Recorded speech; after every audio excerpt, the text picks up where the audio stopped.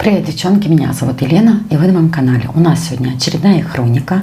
Надеюсь, вам будет интересно. Давайте приступим к просмотру. Если вы помните, постараюсь ссылочку оставить повыше, мы делали закат.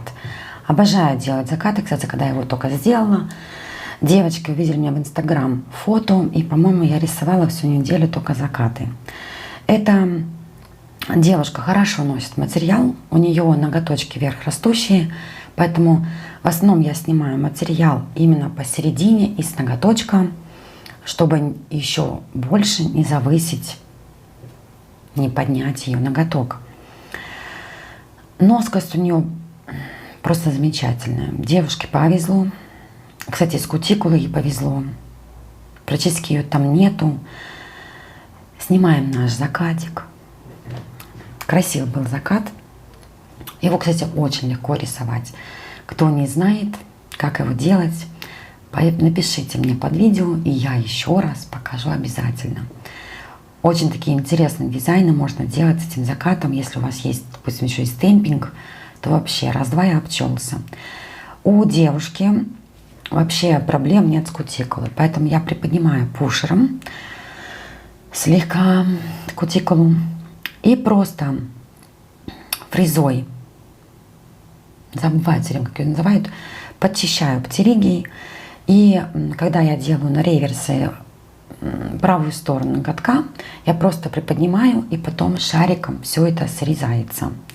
Там, в принципе, вообще ничего делать не надо, вообще маленькая кутикула. Мне бы такую, у меня растет просто, я не знаю, у меня такие заросли вечно. Этой девушке повезло. Все время свежий маник. Нам такого и не светит. Ненавижу. Так вот, как всегда, мы наносим праймер, дегидратор. Видим, что девушка не сухая, поэтому дегидратор обязательно нужен. И также наношу базу. И вот, кстати, эта девушка, я тоже ей делала вот такие вот колбасочки. Походу туда у меня такой тик возник в то время, и я колбасочки делала всем. Хоть у нее сноска все хорошо, но тем не менее мне не нравится, как отходит материал вот именно вот этих точек в роста. Я думала вот этой техникой слегка исправить ситуацию. Хотя у нее держится материал очень хорошо. Но тем не менее, в то время как раз я тренировалась, и я всем, кому не попадя, делала такую технику.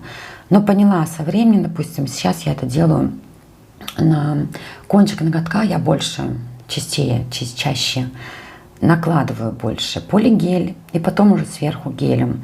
Такой способ мне более, как говорится, к лицу, мне такой более устраивает, чем вот эту колбаску, там, что-то там, ее там, как она, выглядывать. Вот.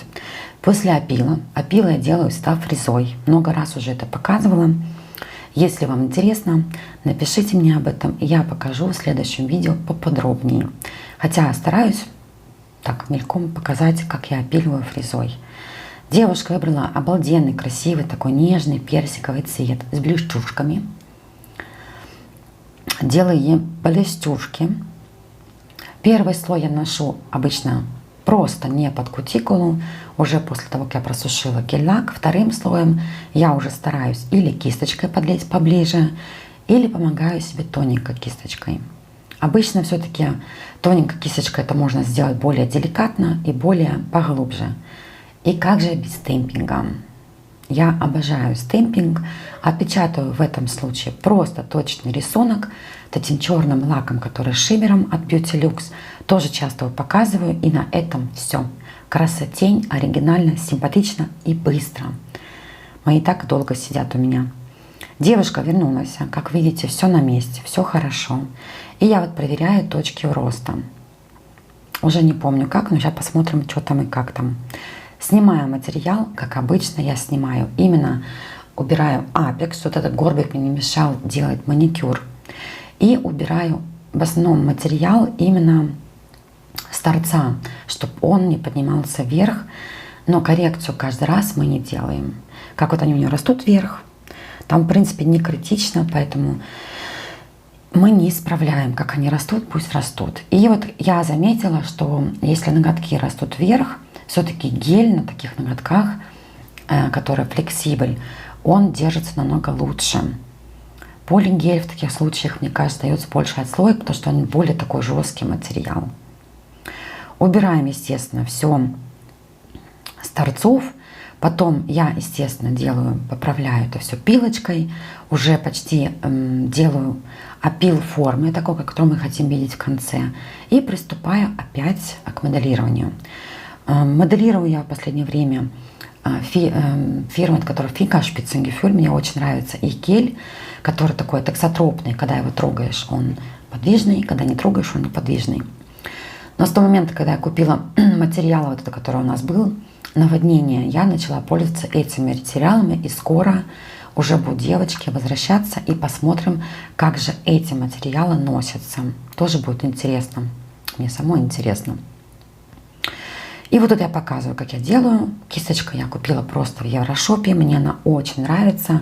Как только я взяла кисточку поменьше для выкладки геля, мне не нужна уже больше тоненькая кисточка. Опил я не стала показывать. Наносим в этот раз такой красно-сиреневым отливом лак. Симпатичный. Кстати, по-моему, лак от Венолиса. Мне нравятся их лаки, их консистенция. Красивые у них цвета, большой выбор. И девушка попросила меня сделать лепку гелем. Лепку гель-пластилином. Нашла у меня на стенде цветочек. И, как всегда, мне надо просто дать идею. Потом уже я там сама вырисовываю. В принципе, очень редко повторяю дизайн, который у меня уже есть. Потому что и ноготок другой, и по размеру, и по ширине. И все-таки стараюсь сделать такой цветочек, лепесточек, дизайн, который подойдет именно к ногтевой пластине, который у меня сейчас перед глазами.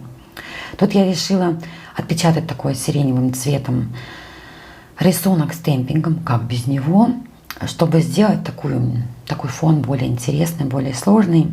Намазала это все матовым топом. Я леплю гель-пластилином по матовому топу, и уже по этому топу делаю такие 2 лепесточка.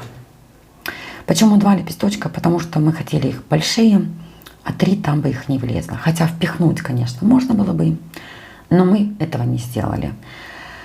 Шарики я беру обычно, чувствую, какой шарик должен быть, и если, не дай бог, мое чувство меня подвело, я спокойненько могу пучером отрезать кусочек, который мне чересчур много. И потом кисточкой это хорошо, прекрасненько выравнивается.